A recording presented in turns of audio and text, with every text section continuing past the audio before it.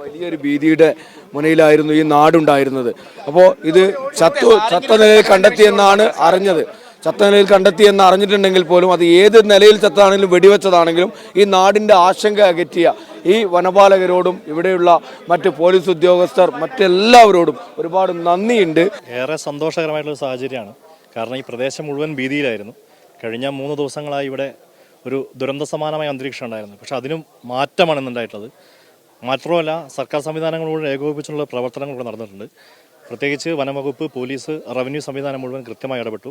ഏറ്റവും സന്തോഷകരമായി തോന്നിയത് പ്രിയപ്പെട്ട മന്ത്രി ഇവിടെ കേന്ദ്രീകരിച്ചുകൊണ്ട് മിനിഞ്ഞാന്ന് വെള്ളിയാഴ്ച 11 മണി മുതൽ ഈ പ്രവർത്തനങ്ങൾ ഏകോപിപ്പിക്കാനും കേന്ദ്രീകരിക്കാനും ഇടപെട്ട് കാര്യങ്ങൾ ചെയ്തിട്ടുണ്ട്. അതോടൊപ്പം തന്നെ നാട്ടുകാരുടെ ഒരു സഹകരണമുണ്ട്. പ്രതിഷേധം ഉണ്ടായിട്ടുണ്ടെങ്കിൽ കൂടി നാട്ടുകാരുടെ ഒരു സഹകരണത്തിൻ്റെ ഭാഗമായിട്ടാണ് ഇത്തരത്തിലൊരു വലിയ വിജയം നമുക്ക് നേടാൻ കഴിഞ്ഞിട്ടുണ്ട്. അതോടൊപ്പം തന്നെ കടുവ ചത്തു എന്ന് പറയുന്നത് ഈ നാടിനെ സംബന്ധിച്ച് വലിയ ആശ്വാസകരമായിട്ടുള്ള വാർത്തയാണ്.